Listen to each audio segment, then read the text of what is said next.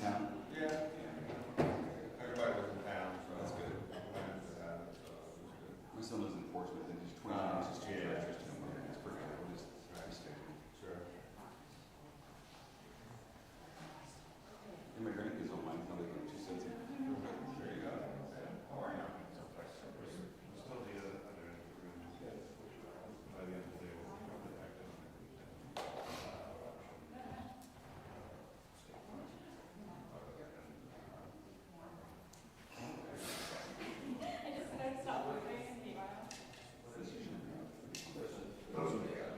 Those are the ones that are big ones. Yeah, that's your really first one. We didn't know how to make it across the worst.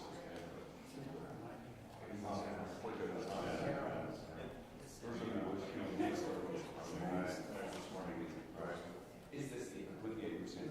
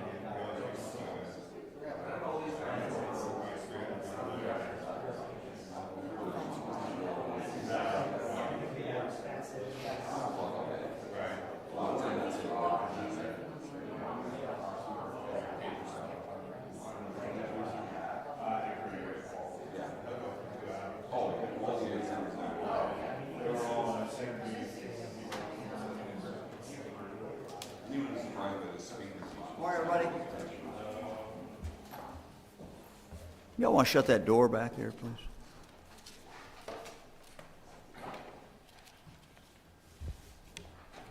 Well, good morning, everyone. We'll wait till everybody gets in here.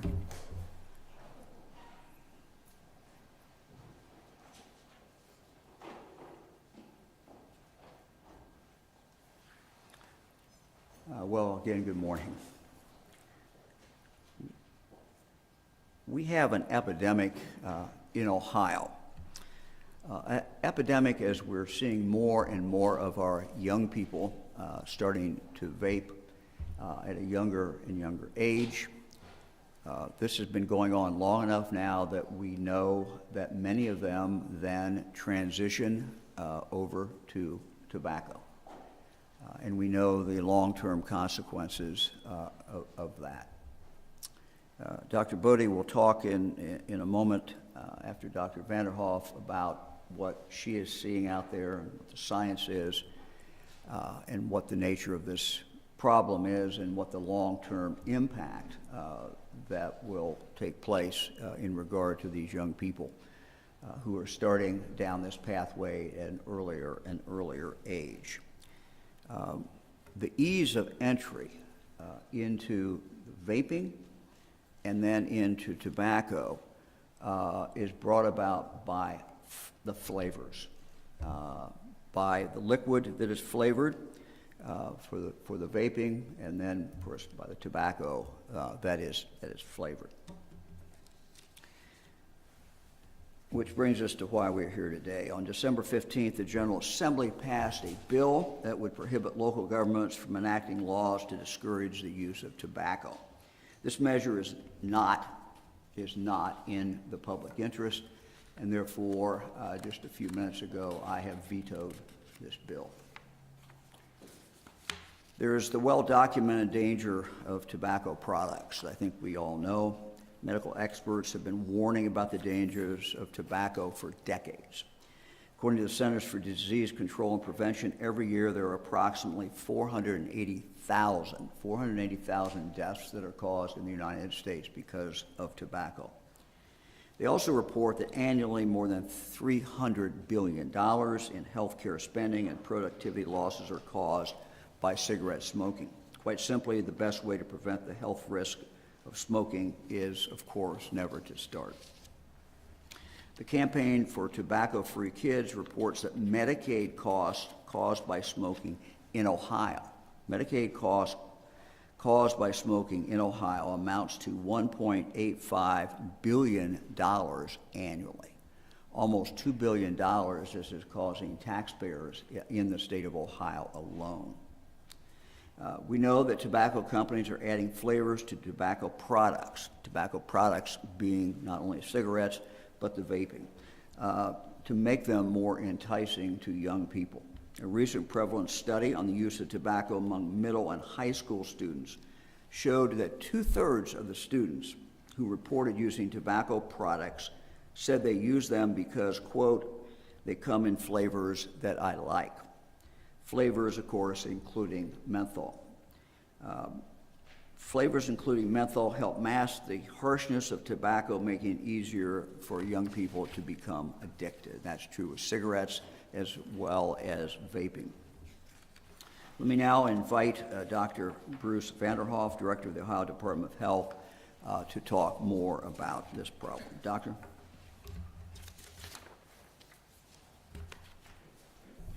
Well, thank you very much, Governor. As you noted, tobacco use comes with very real costs to the people of Ohio.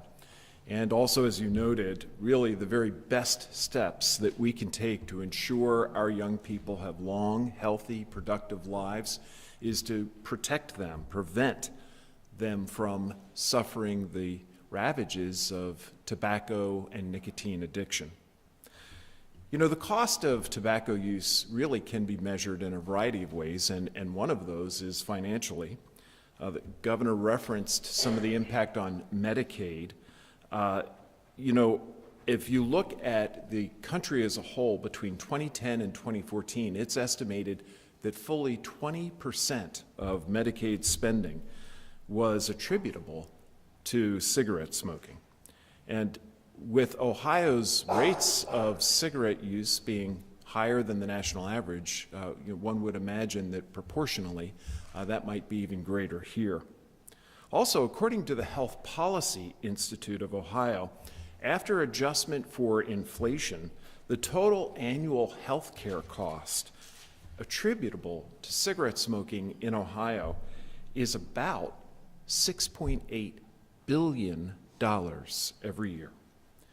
But the most tragic measure of tobacco's impact on our state is its impact on human lives.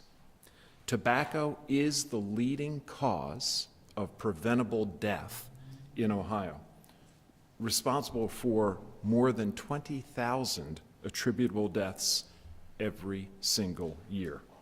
Now, fortunately, our state's efforts to address this are bearing fruit, and we've seen steady declines in tobacco usage over the course of the last several years, especially declines in smoking.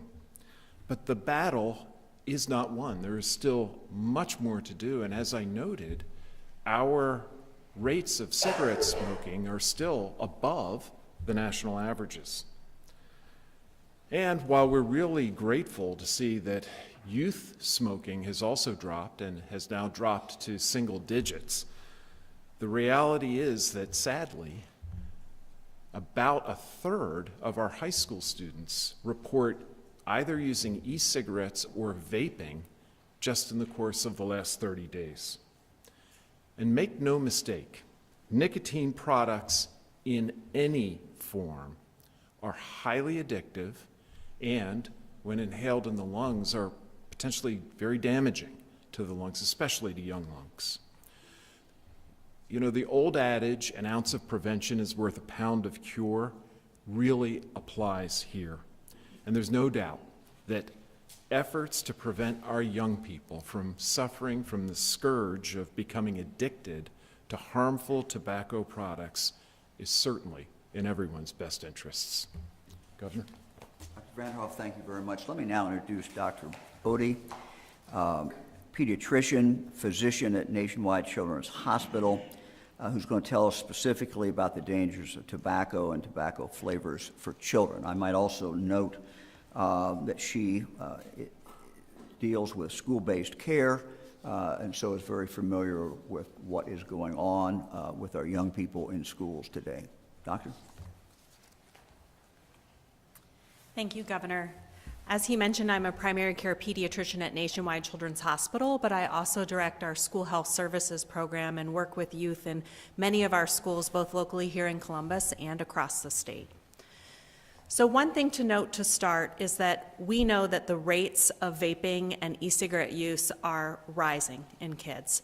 And what we know is that rising in all categories. So this is not an issue that's specific to a certain area. This is an issue of concern in every single community in the state of Ohio. This happens in rural communities, urban communities. It is everywhere. We know that the rates of initiation of e-cigarette or vaping use are very high. They're more than double in high school students, as they mentioned, more than 30% of our high schoolers. And even more alarming, it's triple the rate now in middle schoolers. So we have our 12 and 13-year-old kids that are also starting and introduced to these products at a young age. We know that nicotine is highly addictive, so as they start these products, it's very difficult for them to stop. Then we also know through emerging literature that as these kids get introduced to these products and are using them, they are much more likely to transition to tobacco products as they're young adults and into adulthood.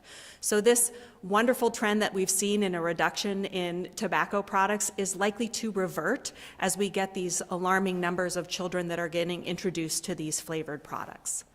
When we talk to kids, when we survey kids that are initiating with these vaping products and we talk to them personally, their number one reason for trying this and starting it has to do with the flavoring.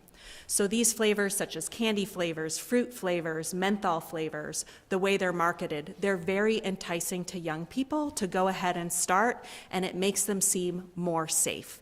They are marketed to look like a product that a kid would try and use. That's very concerning to us. Also, this flavoring is meant to taste really good, sugary. It masks the harshness of the nicotine, so it also makes it easier to consume more of this product. So again, we are really setting ourselves up for a continued epidemic in our kids with these products, and that's why the flavoring is so important to be eliminated from not allowing this to be marketed to children or put into these products to start with. And so that's really our biggest concern. We know that these kids are starting earlier, they're getting addicted, and then this is causing incredible long-term health outcomes for these kids. And many of them that I talk to have tried to stop, but again, this is a highly addictive substance, and so it makes it difficult for these kids to, again, be able to stop and revert back to not being a smoker. Thank you. Doctor, thank you very much. One final comment before we get to questions. I fully understand the desire of merchants to have uniformity throughout the state of Ohio. I think that is a desirable thing, and I've talked about that before. Candidly, though, we're dealing now with young people's lives. And when a local community wants to make the decision to ban these flavors to protect their children, we should applaud those decisions. Again, uniformity is important. Uniformity is desirable.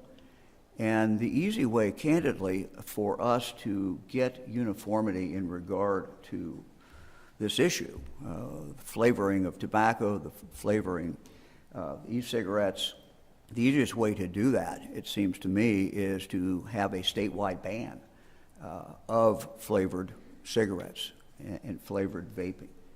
If we had that statewide ban, Ohio would be moving forward. We will save a lot of lives. We will save a lot of children from starting down a pathway that in 20 years, 25 years, 30 years may end up costing them their lives. So this is a veto that I did not take lightly. I don't take any veto lightly. I understand the desire for uniformity, but we're dealing with children's lives here. Thank you. Governor, did you object to any other provisions in 513, the taxing provisions, for instance? Well, you know, I never even got beyond that, beyond the flavor. The flavor was so important to me that I did not even get beyond that, quite candidly. Governor, you're interested in a statewide ban on flavored tobacco.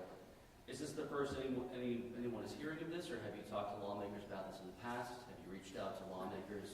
Look, I've made it clear to some members of the General Assembly my opinion in regard, and it's not my opinion, it's the facts in regard to flavored cigarettes and vaping. So,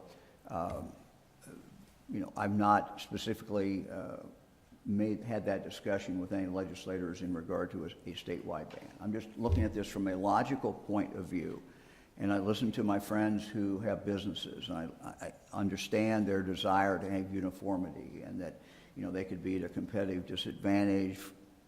And I just think, look, the easiest way to do this is to have a statewide ban, and we'll have the uniformity, we'll remove the issue, and we'll also protect kids throughout the state of Ohio.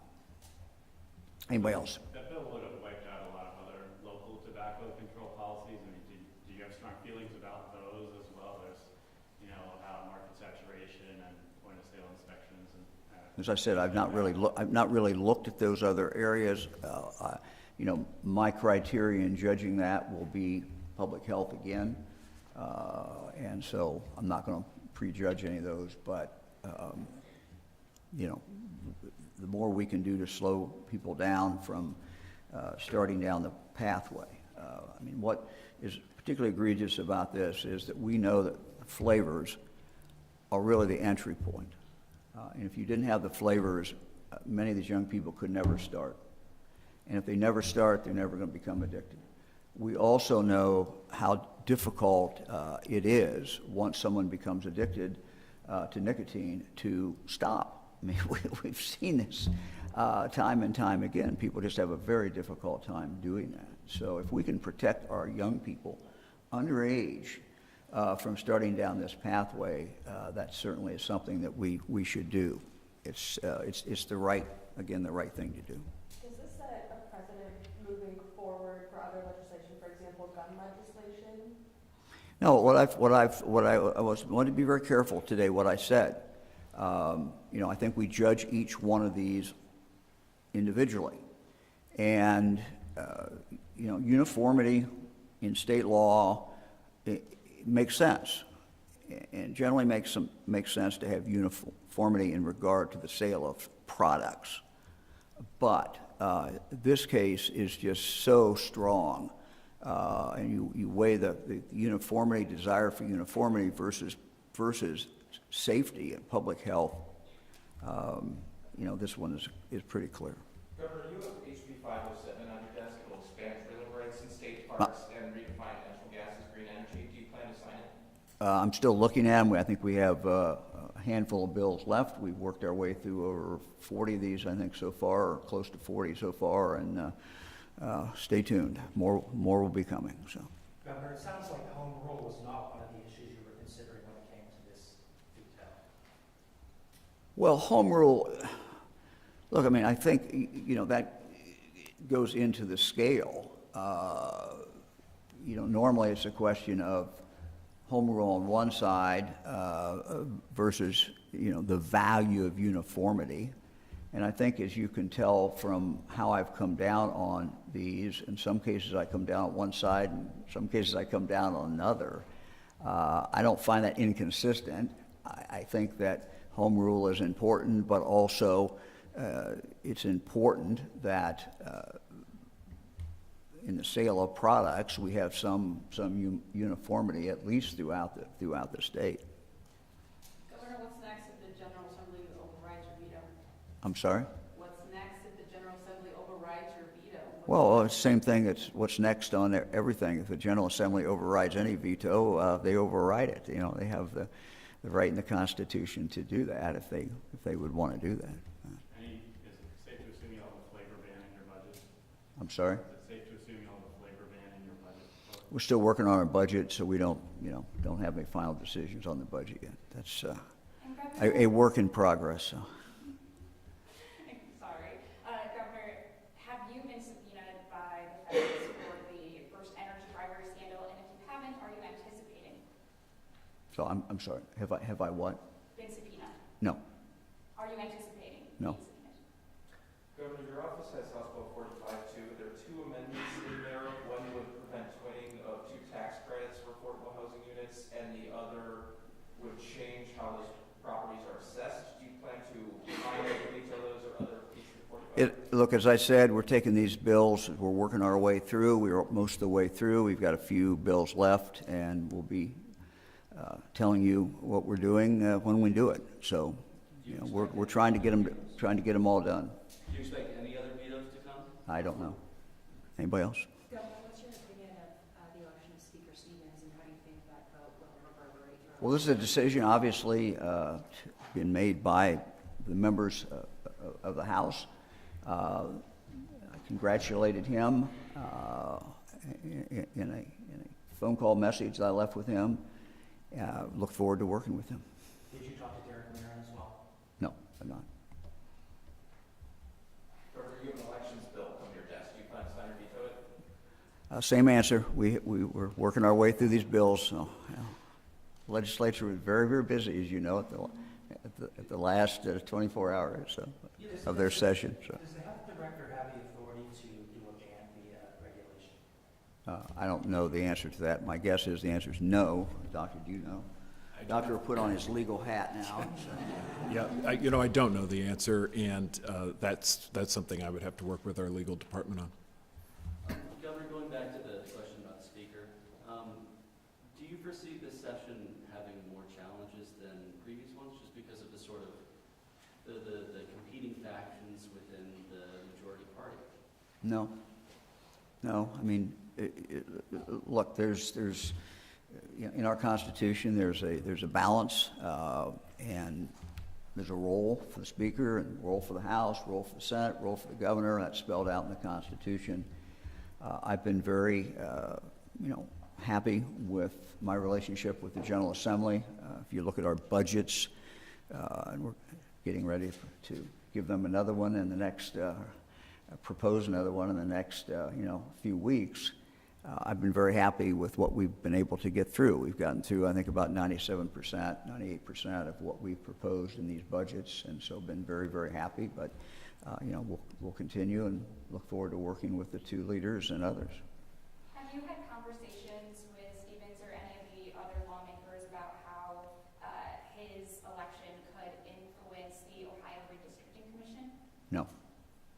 Have not. We got time for one more question. Anybody? Okay. Have a great day, everyone. Thank you very much. Happy birthday.